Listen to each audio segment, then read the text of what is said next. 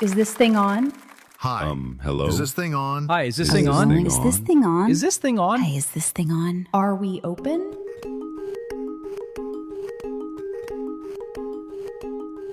Welcome to Open Ed Mike, a podcast where voices from across the educational landscape share insights, stories, and strategies for transforming learning through openness. Whether you're new to open education or a seasoned practitioner, Open Ed Mike invites you into the conversation. Let's see who's joining us today. Brittany? Hi, everyone. I'm Brittany Dudek, Director of Learning Resources at the Colorado Community College System. Mike? Hi, it's Mike Mills, formerly of Montgomery College and now entered the world of retirement. And we are all jealous. Zach? Hi, everybody. This is Zach Claybaugh. I'm the Access and Reference Services Librarian at Dominican University, just outside of Chicago, Illinois. And I am Kevin Gorkin from the University of Central Florida. So what we are going to do this time is we do not have any special guests, but we thought as we swing into the new year and as we gear up for Open Ed Week in March, we thought we'd take a moment and reflect back on Open Ed 2025 and share a little bit of our experiences. I will say it was fantastic seeing my colleagues here in real life. We not only got a chance to spend a little bit of time and grab some food, but we actually had a presentation that we did. And so, at least for me, that was great fun. Yeah, Kevin, I would agree with that. I think for so many of us, we see each other on a screen 2x2, and it was just nice to see people in person. It was almost like a family reunion, but with people you wanted to see. Open Ed is always like my favorite event of the year or years, because it's not been in person for a while that I've been able to attend. I was supposed to attend the year before, but I had a prior work commitment that I couldn't make it for. So it really was like a family reunion, and it was so good. Also, it being in my work town, that was good and bad. Since I couldn't stay in the hotel, that was a little bit of a challenge, having to go home each night and kind of, go home and then go back to the conference and like recheck in. That was a little bit hard, but it was really fun to be able to show off my city. Yeah, I always love a good excuse to get back to Denver. It had been a long time since I had been in the neighborhood, and always enjoy going there. This was actually my first in-person Open Ed. I had only attended virtually in the past, so it's really great to, see everybody in person, but, you get a different vibe, a different energy whenever there is an in-person event. It was really nice getting to meet a lot of people, getting to see a lot of people that I hadn't seen in a long time. We hear a lot of different strategies and stories and, things that you can pick up along the way and hopefully apply to your own practices and, find new people that you can bug about what they do. For me, I hadn't been to Open Ed since 2019 when it was in Glendale, Arizona. Mm-hmm. So it was great to see so many people again, and it was great to see the reactions of folks that I hadn't seen in a while and that didn't know I was coming, and it certainly inflated my ego for a day or two. Yeah, I can feel that. That was the last time I was there too, so I had the same kind of feeling as you did. I wonder what your thoughts were about having sort of the format be, a mixture of in-person, virtual, hybrid. Did you find that was was that good that you could have this mix, or did you find it a little bit disconnected having those multiple formats? I didn't see any issue with it. I do better with in-person conferences myself. For those conferences that I have done virtually and registered for, I find that it was too easy to be pulled into a meeting or have people drop in and out of the office. So being in person, at least for me, allowed me to focus on what was being said, who was presenting, and really focus on Open Ed and not necessarily dealing with stuff at the office. And I'm sure, Brittany, you had to deal with that too, huh? Yeah, I really had a lot of work that I had to work with that week. I had some prior conferences, like the weeks leading up to Open Ed, and I was also down 2 team members while being in Open Ed and the other conferences too. So I had a lot of things that I had to take care of while being at the conference. So it actually kind of worked out really well for me that they had the multiple formats. I was able to be there in person, and then when I needed to step out and take care of some work things, there were also some sessions then that I was able to pop in and handle virtually because I didn't want to walk into a session in the middle of that session or leave halfway through. And so that actually worked out very well for me. There was a couple of sessions that I attended, though, that they were those hybrid sessions where there were some presenters who were in person and some presenters who were virtual. Did anyone attend any of those sessions? Yeah, I attended a couple. Yeah, I attended several of those. Okay. Those were the only ones. So I really liked the format where they had virtual and in person, but I don't necessarily... While I loved the idea of the hybrid sessions because it got people who weren't able to either travel to Denver, who weren't comfortable traveling to Denver, which I can respect and understand, I almost wish that all of the presenters were virtual or the presentation was completely virtual, maybe with an in-person facilitator or something like that, versus some being virtual and some being in person. I think they went fine. I don't know. What does everyone else think? One of the things that I noticed, Brittany, with those sessions was when that people were showing something on their screen, their Zoom screen. I couldn't read it from where I was sitting because it wasn't enlarged enough. And so I struggled with that. Yeah, I don't know. I mean, I didn't have a lot of issues with the, hybrid sessions and the mixed, presenters and things like that. I will also agree with Mike that seeing some of the screens and stuff like that was a little bit difficult.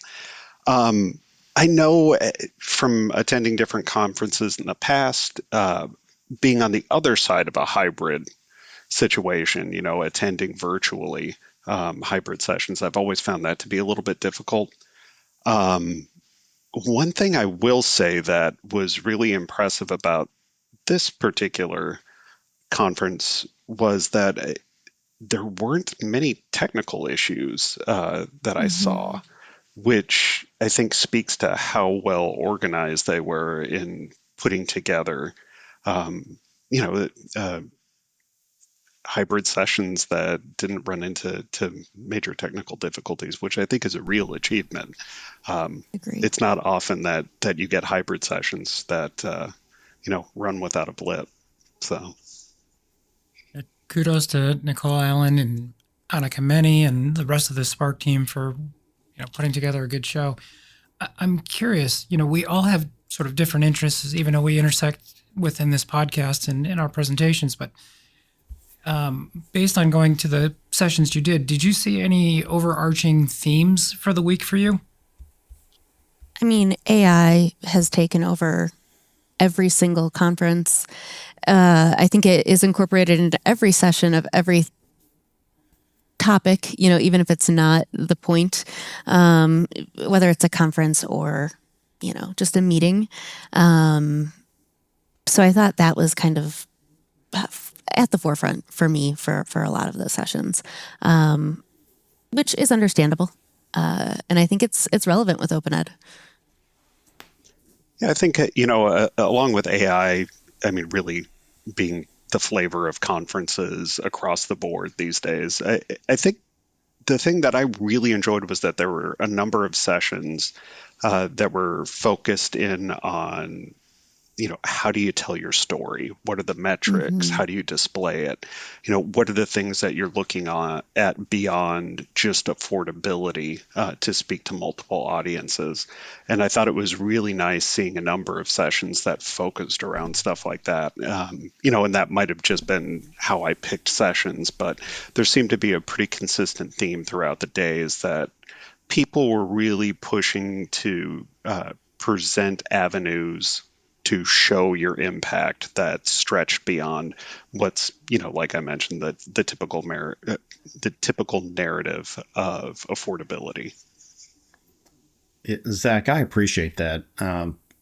I think, so many presentations early on in the open space were about affordability and how much we're saving students. And I appreciated those sessions that had some data that demonstrated impact, that showed what the outcomes were. Because I think for most of us anyway, we've moved beyond just the numbers.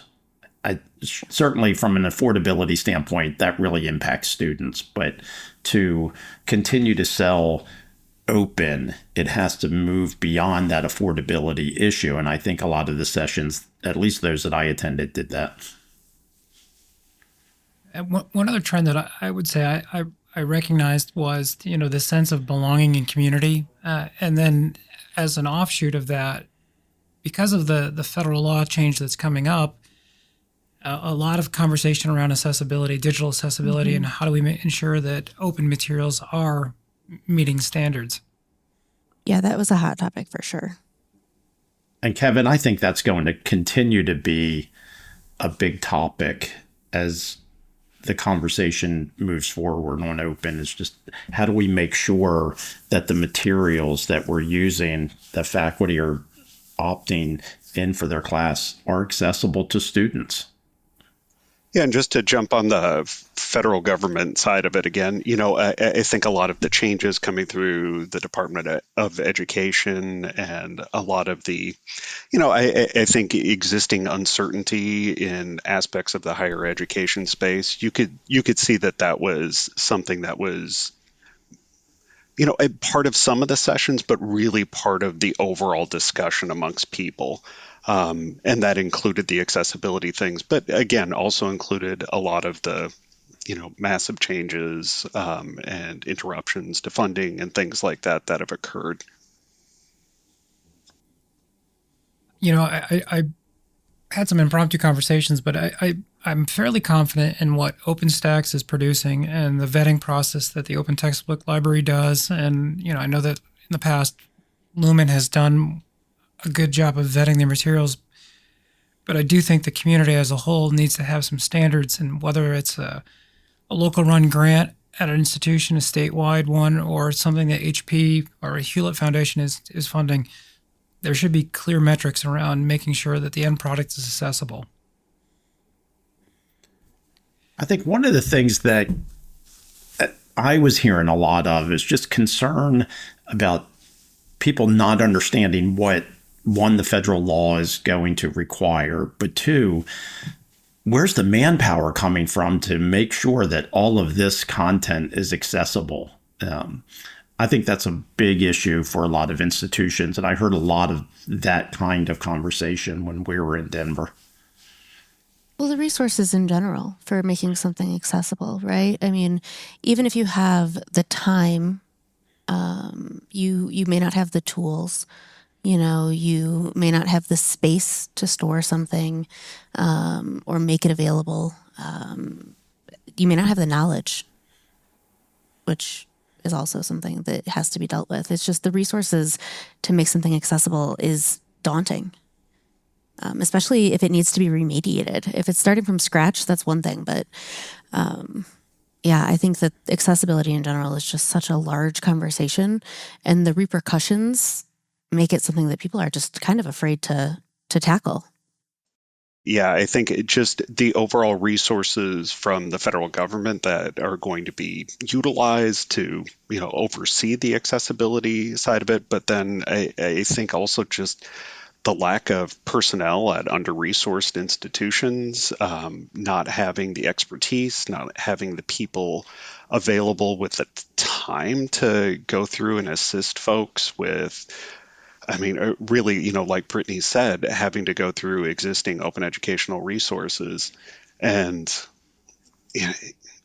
trying to find ways to bring them up to compliance. There's just a lot of, I think, concern there are budgetary issues across the board.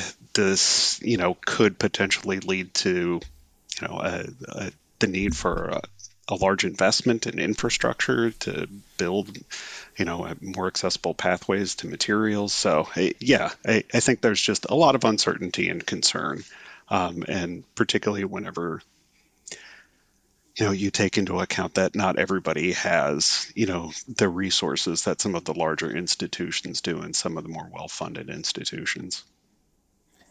Did any of you hear any conversation about concerns for faculty leaving the open space because of accessibility and that the work that goes into it and going back to a proprietary textbook where the publishers have already made their complementary material accessible? I heard a couple of people talking about that.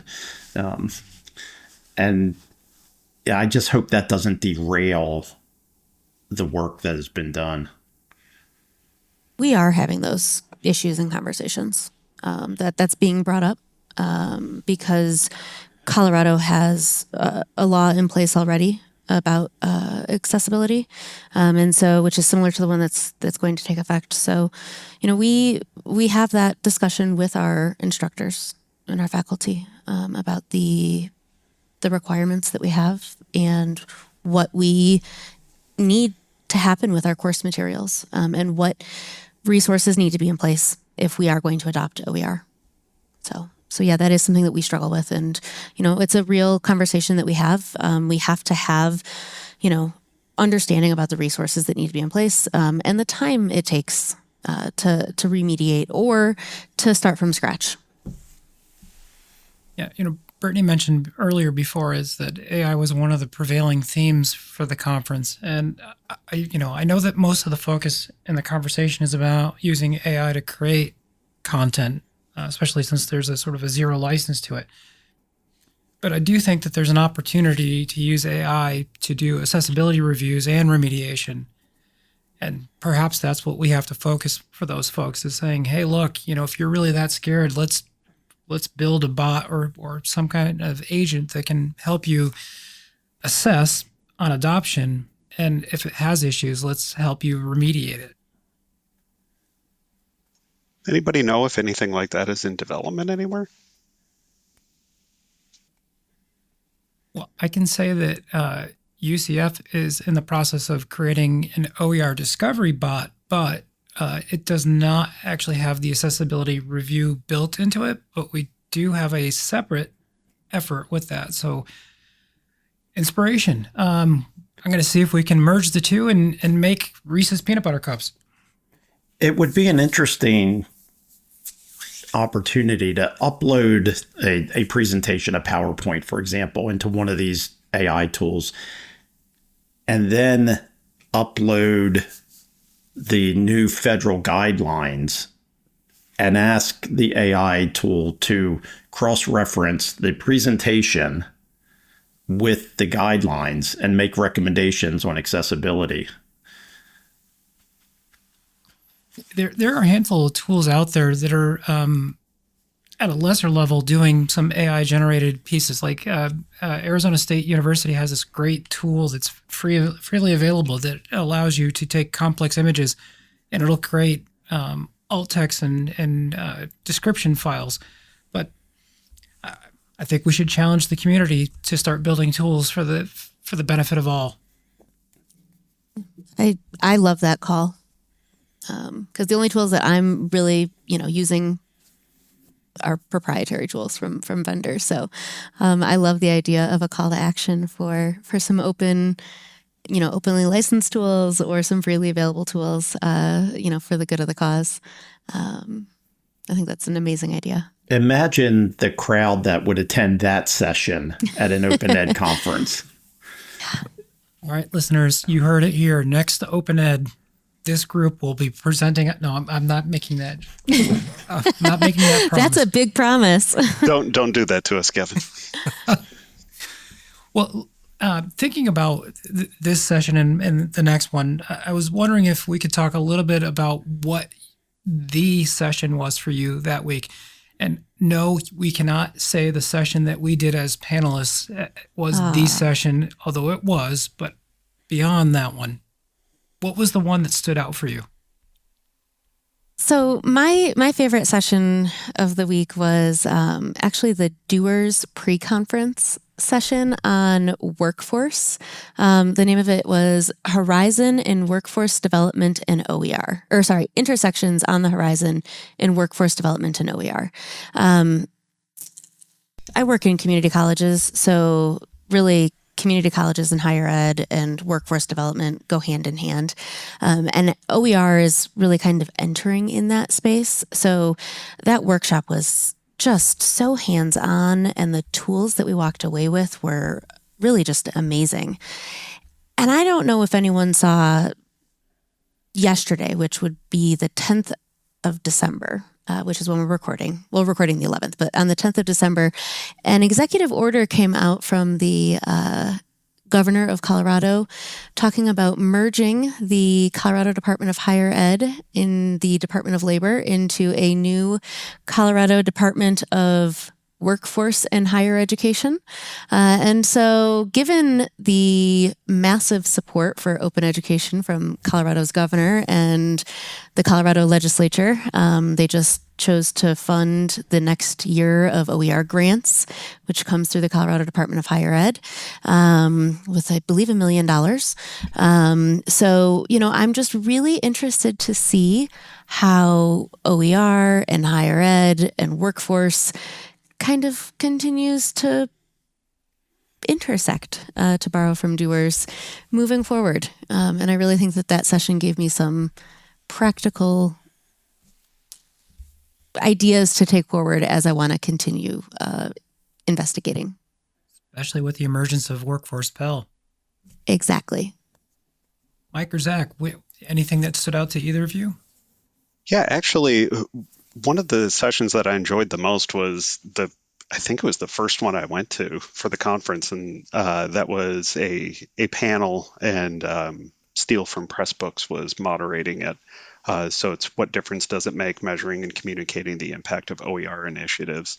And I mean, it had a great panel on Stephanie Buck and TJ Bliss, Abby Elder, and Virginia Clinton Lysel. And, I really appreciated all the different ways that they were showing the impact of open educational resources, ZTC programs, and it was just, really cool, lots of fun data points, really cool looking dashboards, the types of things that you look at and you're like, wow, if I built something like that at my institution and was able to clearly show a lot of these different numbers, this is something that would really catch eyes.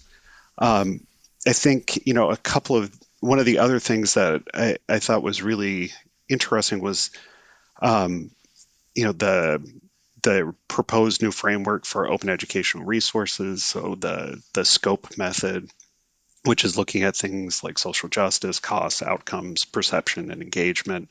I think it's a really interesting way to look at research projects, digging into the data around OER and find ways to present those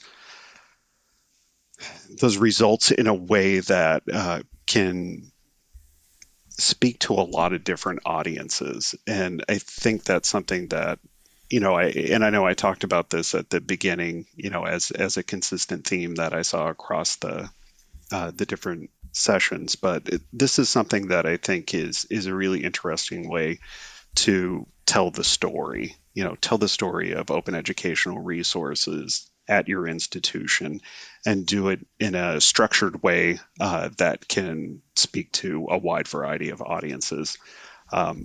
I also, one of the data points on there was related to cost findings related to open educational resources, but also focused in on sort of pain points related to purchasing access codes for online homework systems, and looking at, in particular, how they were able to focus in around first generation students and then continuing generation students and the massive differences associated with that as far as avoiding classes that had those expensive homework or online homework system codes, grades that were damaged as a result, dropping classes and failing classes. So, yeah, really cool stuff there. That was probably my favorite session, but a lot of really good ones. And I guess, Brittany, one other thing we should point out is that the governor of your fair state also came and spoke briefly at the opening of the conference. Yes, he did. We're really lucky. He's a huge supporter, Governor Polis, of open ed in general, and has been for years, which is pretty fantastic. I had two favorite sessions, and they turned out to be back to back. The first one was Karen Cangigliosi talking about an open science, open pedagogy program. And at least in my work that I was doing, I heard a lot of faculty who were in STEM saying, how do we incorporate this work into STEM? And I thought Karen did a really good job of demonstrating that curriculum, but it also ties into the sustainable development goal work that we've done, that we just highlighted in our last episode. So I found that session interesting. The other one that I found interesting was the AAC&U study, the large scale initiative that just demonstrated impact. And, I think that is something that was needed. We often talk about impact at a system or an individual school, but this cut across private, public, 2-year, 4-year. And I thought that was really powerful. They did a good job with that. Well, I'll share mine, which unfortunately is going to be redundant. I also sat in the same session that Zach did around what makes a difference, and really focused on data and presenting that. And some of the specifically, I'm going to focus in on what Virginia Clinton Lysell presented, and really the guidance around making sure you have the data that you want to measure, and measuring the data that you want, and making sure you get that data, and just that whole sense of not trying to come conclusions that your data doesn't support, and not necessarily assuming that your data supports your conclusions. And as a selfless plug, we do have Virginia Clinton Lysell joining this podcast in the new year, so can't wait to have that conversation as well. As we go outside of the sessions and into the hallways, I wonder if there's any hallway sessions or any non-session related conversations we want to share. All right, I can share that I had a great conversation with Daniel Williamson from OpenStax. Not only did we talk about his travel plans and what have you, and he told me a little bit about the new platform that OpenStax has called Assignable. But one of the interesting conversations we had was, what is the future of the textbook format? As we have AI, and we have, a next generation of alphas, and we have Generation Z that aren't really into long form content. What does that mean for OER formats, and do we have to evolve? I had actually, after our session, to plug us, I guess, just kidding. No, I had a number of different community college staff, administrators, and instructors reach out to me so that we could discuss kind of how we're all working with different departments at our institutions about collaborating with bookstores and RFPs and things like that. And so it really has been interesting conversations, because a lot of times those decisions are driven more from the business office side. And so it's been really nice to have those conversations. I know it was kind of related to what we've been doing, but there are probably people that I may not have been able to connect with if it wasn't for, these conferences. Also, I I mentioned earlier that I had attended other conferences in that same month leading up. And one of those was WCET. And there was a fair amount of overlap in attendees. And that was not something that I had realized.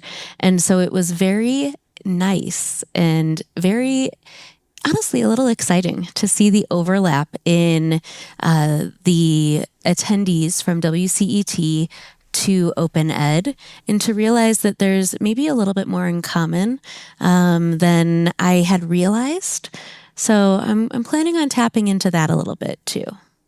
And can I share that Brittany was trapped in that same hotel for, I think it was 10 or 14 days straight between Open Ed, WCET, and ASWE. Yeah, it was. It was 11 out of 12 days. I was in the exact same floor of the exact same hotel. It was, it was hard. I had the same meal, I think 3 times. Yeah. The conversations I had with several people didn't have anything to do with the sessions. It didn't have anything to do with politics. The focus was on the number of new faces that we hadn't seen before. These were conversations with individuals who have been to multiple Open Ed conferences and multiple open webinars. And there were just, at least for me, a lot of people who I had not come in contact with, who I didn't recognize through different formats. So it gave me hope that this isn't dying anytime soon. Yeah, that's a really great point, Mike. I had the same notice and that same discussion with some of my original colleagues from the Open Ed the Open Ed Council from CDHE, who we've been around what it feels like forever. And there's all these new faces, and they're not really new. It's just they're new to us, and it's so exciting. So, yeah. That's great. Well, the listeners can't see it, but I'm wearing my Open Ed Association's shirt from the conference. And that just, I think, is another indication that there's a lot of individuals who are interested in moving this work forward. Yeah, I will definitely echo what Brittany said. I think after our session, I did get to chat with quite a few people about the experiences that they were having on their campuses related to inclusive access and the impact that may or may not be having on the open education movement on their campuses. I will say that probably my favorite conversation was when we all went out to dinner with some folks from Pressbooks, and I got a tour de force education on hockey, on professional hockey from Kevin and John McLeod from Pressbooks. It was a fascinating discussion. I got to learn so much about all the different levels of hockey that lead to the NHL. It was pretty great, and I also learned a lot of Canada-related trivia. So a lot of fun. I'm sorry, Zach. No need to apologize. It was a good time. I'm a hockey fan. I would have joined in on that conversation if I was down at the right end of the table. But we had a lot of conversation about Mexican food on my end of the table. So it was a great conversation too. Next time. Mm-hmm. Well, I'd like to pivot. So, we had this look back at Open Ed. And, I mentioned at the top of the show that we were, gearing up towards Open Ed Week 2026. I wonder, what do you hope that 2026 will bring for the Open Ed community? I think one of the things that I saw is, it's really something that's been growing, but I saw it becoming more of a focus, particularly when looking at the student presentations during one of the larger sessions with the whole group. But that's the globalization of open education and the connection between different parts of the world in developing open educational resources and open pedagogical practices that really span continents and connect people in a wide variety of areas. I think that that's something that's really exciting, and I look forward to learning more about how we're connecting with our, you know, fellow practitioners across the globe, and how we're bringing open educational practices to a wide variety of people and having our own practices informed. I think I am hopeful, particularly with what I noticed about the crossover of attendees with the different conferences, with the growing community of open ed, how there's so many new people coming in. There's kind of a changing of the guard, if you will, that open ed is really becoming more of the norm, with the focus now also on workforce and things like that, that it's not just, small individual groups or little pockets of open, but that it's just one of the choices, and it's integrated into work more. Maybe that's not necessarily 2026, but I hope that it becomes more of the norm in 2026. One of the things that I hope to see in the near future, if not this coming year, the year after, is just a stronger grasp of how to use AI to develop this content. And not just text-based content, but to use AI to make it easier to develop courses, to develop presentations, to develop videos. And when I say make it easier, just make it more accessible for faculty to have access to those tools and to be able to utilize those resources. Right now, it's easy to do from a text-based standpoint, but it's not necessarily easy to do from an image or graphic standpoint. And so I think, for me, integrating OER and AI even further is something that I'm hoping we can get to. Yeah, and I'm going to piggyback on that, Mike. To take it a step further, is that if we can reduce that barrier of entry for folks to use AI as a tool, we can not only develop all types of content, we can do remediation for accessibility, and then we could truly have an open first approach across our institutions and say, look, exhaust all your options within open before you look at anything that has a cost to the institution or to the students. And that would be my wish, is that it becomes an open first mantra across the institutions. Well, we could go on forever, but as you all know, for those who've been listening, we do have sort of a time limit. And for those who've been with us for a bit of time, you also know that we are based on a theme around an open mic comedy club, and that it is our honor and our duty and obligation to end each show with the worst possible AI-generated joke. And so our master of joke telling, Mike Mills, if you could bring us home, the mic is yours. What do you have, Mike? I will. I will just preface this. If I am the master joke teller, we are all in trouble. But here we go. Why don't open educational resources ever win at poker? They always show their cards. Oh. And those groans that you hear, they're also openly licensed.